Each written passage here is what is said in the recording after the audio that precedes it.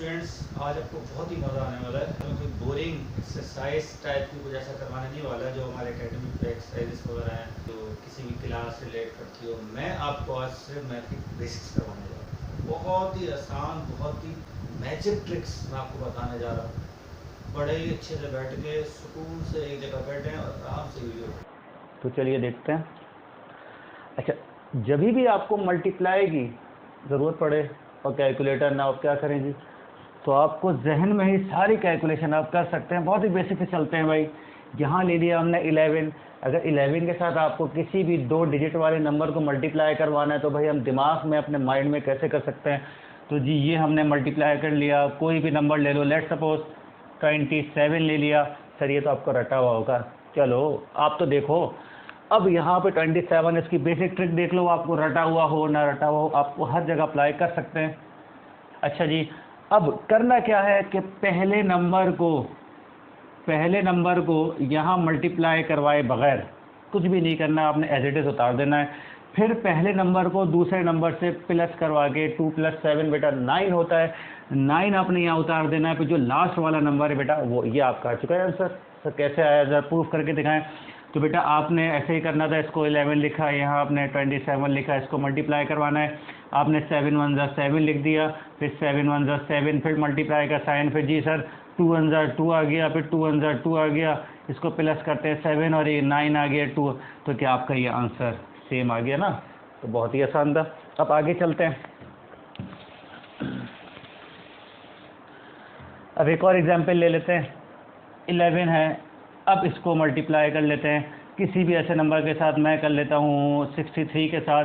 अच्छा, अब क्या करना है, वही बेटा 6 पहले एज इट इज़ आ गया, फिर 6 के बाद वाला जो नंबर है उसको उससे प्लस करो, 6 और 3 9 होते हैं, और फिर लास्ट वाला 3 एज इट इज़, ये भी आपका आंसर आ चुका है। उसको आप मल्टीप्लाई करके देख लेना अपने मेथड से।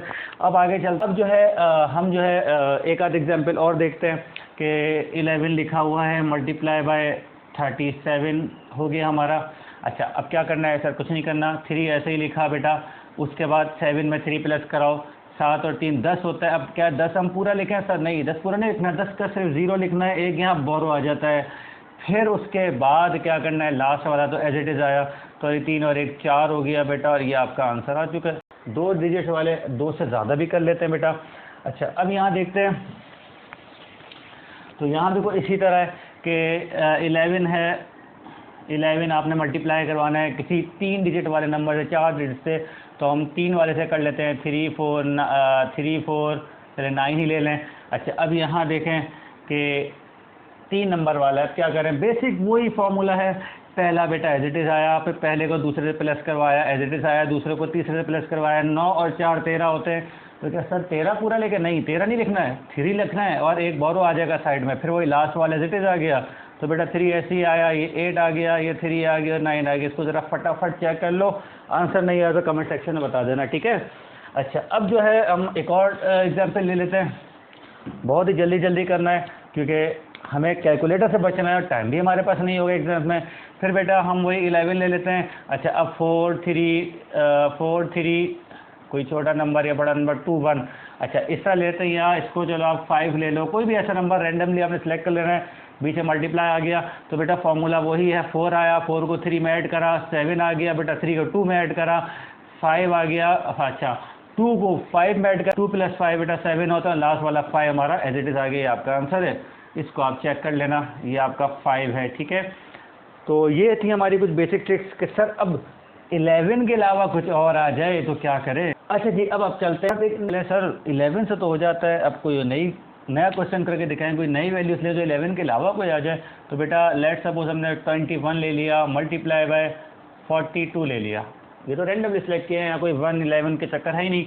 अब इसको कैसे किया जाए सर, बहुत ही आसान है बेटा, कुछ भी नहीं करना आपने, पहले नंबर को पहले से मल्टीप्लाई कराओ, आगे वाले नंबर को आगे से, मीन के दूसरे नंबर को दूसरे से मल्टीप्लाई कराओ। तो बेटा 2 4 ज़ा 8 हो गया, उसको आपने लिख देना है। फिर आ गया 1 और 2, 2 1 ज़ा 2, तो बेटा पहले और आखिरी लिख के बीच वाले हिस्से के लिए आपने जगह छोड़ देनी है, उसको कुछ भी नहीं करना। उसके बाद क्या करना है बेटा, आपने पहले वाले को आखिरी से मल्टीप्लाई कराओ, दूसरे वाले को पहले से मल्टीप्लाई कराओ, यानी रिवर्स ऑर्डर उल्टा हो गया, जो पहले को पहले से करवा रहे थे दूसरे को दूसरे से, यहाँ पहले को दूसरे से करवाओ, दूसरे को पहले से करवा दो। सर ये तो बड़ा मुश्किल लग रहा है बेटा, 2 से 4 दफ़ा प्रैक्टिस करोगे इंशाल्लाह बहुत आसान लगने लगेगा। इसको आप माइंड में ही कर सकते हो, लिखने की ज़रूरत भी नहीं पड़ेगी। अच्छा अब क्या करना है, पहले को आखिरी से करवाना है, उसको रफ में लिख लो। 2 को 2 से मल्टीप्लाई कराया, 2 2 ज़ा 4 होता है, और 1 को 4 से करवाया, 1 4 ज़ा भी 4 होता है। इन दोनों को ऐड करके यहाँ आपने लिख देना है 4 + 4 8 होता है। क्या आ तो गया आंसर, आया ना आंसर, देखो ना 8 8 और 2 ये हमारा इसका आंसर है। इसको ज़रा रफ में वो वाले मेथड से करते हैं जो हमें बचपन से सिखाए जाते हैं। 21 आ गया बेटा, 42 आ गया, इसको ज़रा मल्टीप्लाई कर देते हैं। 2 1 ज़ा 2, 2 2 ज़ा 4 हो गया बेटा। अच्छा अब क्या करना है, फिर मल्टीप्लाई बाय 4 1 ज़ा 4, 4 2 ज़ा 8, 2 ऐसे डिज़ आया, 4 + 4 8 आया, और 8 क्या तो गया एक जैसा आंसर। ये आपकी बेसिक वो वाले मेथड थे जो हम पढ़ते थे, ये थोड़ी मैजिक ट्रिक कहलाती है, इसको मैं आपको सिखा चुका हूँ। और एग्जाम्पल कर लेते हैं इसकी। अच्छा अब यहाँ पे लेट सपोज 3 और 1 ले लेते हैं, यहाँ पे आप 5 और 7 ले लें। अच्छा सर ये तो 2 डिजिट्स का करवा रहे हैं, 3 का करवाएं, क्या है तो पहले 2 का तो सीख लो बेटे। अच्छा अब यहाँ पे वही बेटा पहले वाले को पहले से, दूसरे वाले को दूसरे से करवाएंगे, तो बेटा 3 5 ज़ा 15 होता है। अच्छा 3 5 ज़ा 15, 7 1 ज़ा 7, बेटा बीच का हिस्सा हमने छोड़ देना है। अच्छा जी अब क्या करना है बेटा, वही रिवर्स ऑर्डर, पहले वाले को आखिरी से, दूसरे वाले को पहले से, यानी पहले वाले को दूसरे से, दूसरे वाले को पहले से। 3 7 ज़ा 21 हमने रफ में लिख लिया। फिर 5 1 ज़ा 5, तो उन दोनों को एडअप करवाएंगे, 25 + 5 26 होता है बेटा। तो क्या 26 पूरा लिख दें सर, नहीं, सिर्फ 26 का 6 आएगा, 2 इधर बोरो आएगा, 15 में बेटा 2 प्लस करो कितना होता है, 17 तो होते हैं। तो बाकी हमारा ये आंसर भी आ गया है। अब इसको भी आप रफ में करके देख लेना, कोई प्रॉब्लम हो कमेंट सेक्शन में आप बता सकते हैं। हाँ भाई सर ये बहुत मुश्किल लग रही है हमको, बहुत ही मुश्किल ट्रिक्स थी। अच्छा तो और आसान की तरफ चलते हैं, इसको छोटे से छोटा बच्चा भी आराम से सॉल्व कर सकता है। ये आपने और भी जगह देखी होंगी वीडियोस में, ऐसा नहीं है कि मैं कोई नई वीडियो, कोई नई ट्रिक आसमान से लेकर आया हूँ, लेकिन समझाने का तरीका सबका अलग। क्या पता मेरी बात आपको समझ आ जाए या मेरे अल्फाज आपको समझ आ जाए। अच्छा अब देखो लेट सपोज वही 21 लिखा है, मल्टीप्लाई बाय 42 लिखा हुआ है, कोई एक वैल्यू है। अब इसको क्या करें बेटा, ये कहलाती है जैपनीज ट्रिक। इसमें कुछ भी नहीं करना आपने, सिंपल क्या करना है, लाइनें खींचनी है, लाइनें खींच के सॉल्व मार देना। अरे कैसे, अभी देख लेते हैं। तो बेटा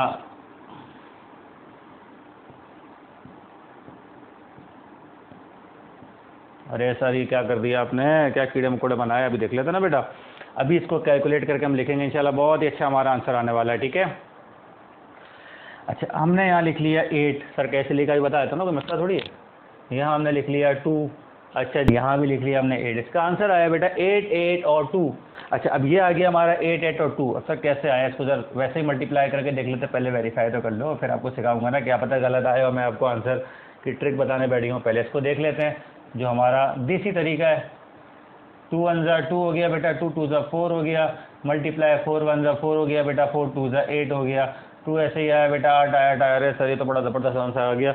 अब लिखा गया सर आपको रटा हुआ होगा, नहीं सी ट्रिक देख लेते ना, कोई मसला ही नहीं है।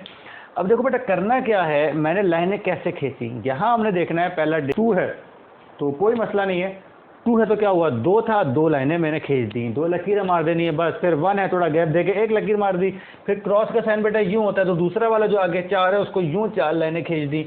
उसके राइट साइड पे 2 है तो राइट पे 2 लाइनें खींच दी। अब इंटरसेक्टिंग पॉइंट देख लेना है, जैसे ही इंटरसेक्टिंग पॉइंट हम काउंट करेंगे हमारा आंसर आ जाएगा, कोई मसला नहीं है। यहाँ देखते हैं इंटरसेक्टिंग पॉइंट, सर ये कौन से पॉइंट होते हैं बेटा, जो 2 लाइनें आपस में इंटरसेक्ट कर रही हैं वो वाले पॉइंट। तो यहाँ देखो 4 और 4 8 हो गए, 8 तो लिख दिया था मैंने। फिर उसको छोड़ के मैंने कहा था बीच वाले को छोड़ के हमेशा राइट वाला पहले किया जाता है। टोटल 2 पॉइंट है, 2 आ गए।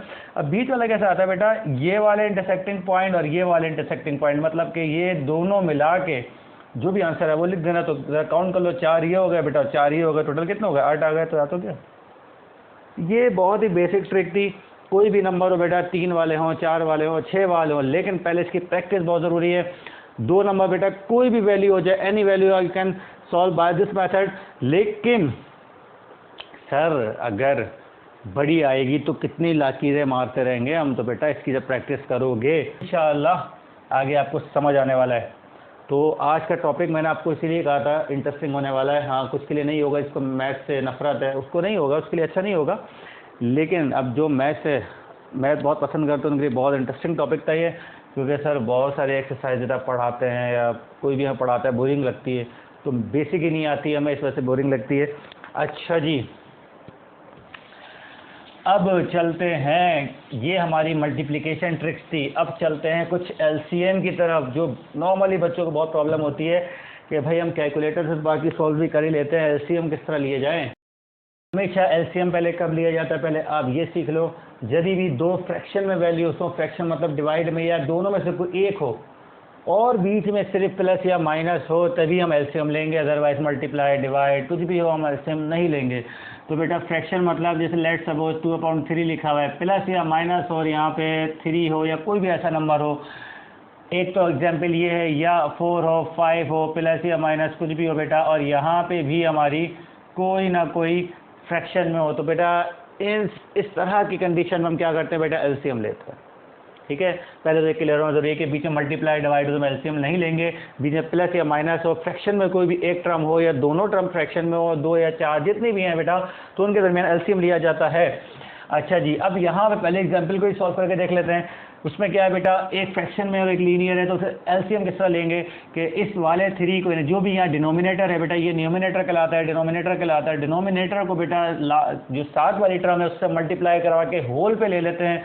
ऊपर वाली वैल्यू एज इट इज आई बेटा, प्लस था प्लस आएगा, माइनस था माइनस आएगा, 3 को 3 से मल्टीप्लाई कराएंगे 9 हो जाएगा। और मैंने आपसे कहा कि बेटा ये होल पे ले लिया जाता है, तो उसको एज इट इज लिख लेंगे, बेसिक तरीका है बहुत ही ज़्यादा। फिर उसके बाद ऊपर वालों का सम अप करते हैं बेटा, 9 और 2 11 होता है, नीचे 3 आ गया। ये बेटा ये मजीद डिवाइड नहीं हो सका, तो ये हमारा आंसर था। क्या मसला है इसमें? अच्छा, अब एक और एग्जांपल देख ले। लेट सपोज 4/3 माइनस 9/5, ये दोनों ही फ्रैक्शन में। अब क्या करेंगे बेटा, अब इस तरह की कंडीशन में जो हमें स्कूल से बताया जाता है बेटा कि नीचे को लकीरें मार के एलसीएम लोग, कुछ भी नहीं करना आपको, बहुत ही आसान तरीका। पहले तो बेटा आपने देखना है कि 3 और यानी जो भी डिनोमिनेटर्स की 2 या 3 जितनी भी वैल्यूज है, नीचे वाली अगर वैल्यूज डिनोमिनेटर की वैल्यूज बेटा एक ही टेबल में आ रहे हैं तो बहुत ही आसान है, जो बड़ी वाली आंखें बंद करके हमारा एलसीएम है। लेकिन अगर नहीं आ रहा है तो उसका भी आसान तरीका मैं आपको बता दूं। टेबल तो सबको सुनाने में नहीं आते, लेकिन लिख तो सभी लेते हैं। तो बेटा रफ में आपने छोटे से टेबल लिख लेना, 3 से 4 नंबर तक। तो नीचे 3 है तो बेटा 3 का टेबल, 3 1 3, 3 2 6, पूरा टेबल नहीं लिखना कि 3 मल्टीप्लाई बाय 1 इक्वल टू 3, ऐसा नहीं करना है। बस 3 1 3, 3 2 6, 3 3 9, 3 4 12, 3-4 नंबर तक लिख लेना है आपने। अच्छा, 3 5 15 हो गया, 3-4 नंबर तक लिख लो, 5 नंबर तक लिख लो, बस जहाँ तक। उसके बाद दूसरा टेबल हम देखते हैं, जो भी उसको पढ़ते हैं, 5 1 5 5 2 10 5 3 15 5 4 25 25। अच्छा, इन दोनों सीरीज से हमने देखना बेटा कॉमन नंबर कौन सा है, वो हमारा एलसीएम है नीचे का। तो बेटा यहाँ तो कोई प्रॉब्लम थी, तो बेटा ये हमारा एलसीएम नीचे का आ गया, यही बच्चों को प्रॉब्लम होती है। क्या है उसके बाद तो कुछ भी नहीं है। अच्छा, उसके बाद बेटा कोई मसला नहीं है। हम क्या देखते हैं बेटा, इस वाले डिनोमिनेटर को, पहले वाले डिनोमिनेटर को बेटा इतना टाइम मल्टीप्लाई करते हैं कि ये आ जाए, माइंड में कर लेते हैं बेटा। तो 3 5 15 होता है, उस 5 को ऊपर से मल्टीप्लाई करवा देते हैं। इसी तरह इस 5 को देखेंगे, 5 3 15 होता है, तो 3 को यहाँ पे मल्टीप्लाई करवा दिया। 5 4 बेटा 20 होता है, यहाँ प्लस का साइन था तो माइनस का साइन था तो माइनस आ गया। 9 3 बेटा 27 होता है। अच्छा, अब 20 - 27 बेटा -7 हो गया। फिर 15 हमारा एज इट इज़ आ गई। मजीद डिवाइड हो सकता है तो करेंगे, नहीं तो इसको एज इट इज़ छोड़ देंगे। ये बेसिक ट्रिक हो। कोई भी डिनोमिनेटर में आ जाए उसको हमें टेबल लिख के आप यहाँ पे उसको आसानी से सॉल्व कर सकते हो। अच्छा, अब सर आपने बताया कि कोई भी एक टेबल में आ जाए तो क्या करेंगे, उसको भी ज़रा करके दिखा दें। तो बेटा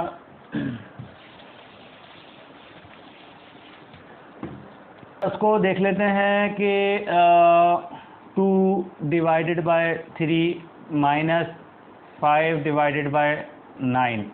यहाँ पे 3 और 9 दोनों एक ही टेबल में आते हैं, यानी 3 के टेबल में ही 9 भी आता है। और 9 जो है बड़ा है, तो 9 आंखें बंद करके एज इट इज उतार दो। उसका ना टेबल पढ़ने की ज़रूरत है, ना उसको लकीर मार के एलसीएम लेने की ज़रूरत है। ठीक है। अच्छा, अब वही प्रोसेस है कि 3 को बेटा इतनी दफ़ा पढ़ो 9 आ जाए, 3 3 9 9 को ऊपर से 3 को मल्टीप्लाई करा लिए, 9 का टेबल इतनी दफ़ा पढ़ो 9 आ जाए, तो 9 1 9 होता है, तो ऊपर 5 को मल्टीप्लाई करवा दिया। अब इसी तरह 2 3 6 हो गया, -5 1 5 हो गया। अब इसको सॉल्व करेंगे, 6 में से 5 गए, 1 बचा, divided by 9 as it is आ गया। मजीद क्योंकि सॉल्व हो नहीं सकते, हमारा आंसर है। क्या मुश्किल है, बेसिक ट्रिक्स थी।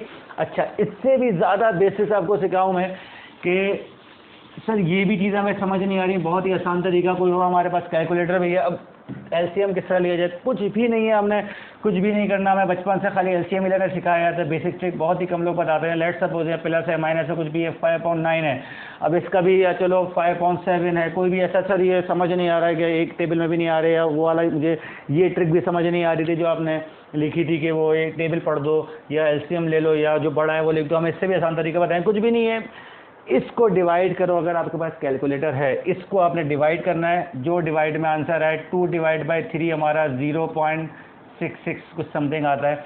फिर प्लस अब 5 डिवाइड बाई 7, हमें जो भी हमारा आंसर, इसकी मुझे याद नहीं है, तो इसका जो है आपने वो रफ में तो खैर करना ही नहीं ना। मैंने आपसे क्या सवाल किया कि अगर कैलकुलेटर हो और एलसीएम लेना नहीं आता, उसका बहुत ही शॉर्टकट तरीका बता रहा हूँ टाइम सेव करने का। इसको यहाँ से डिवाइड कराओ, यहाँ इसका आंसर आ जाए, इसका यहाँ आंसर आ चुका था, पीछे प्लस है, दोनों प्लस करवा के आंसर लिख दो, माइनस है तो माइनस करवा के आंसर लिख दो।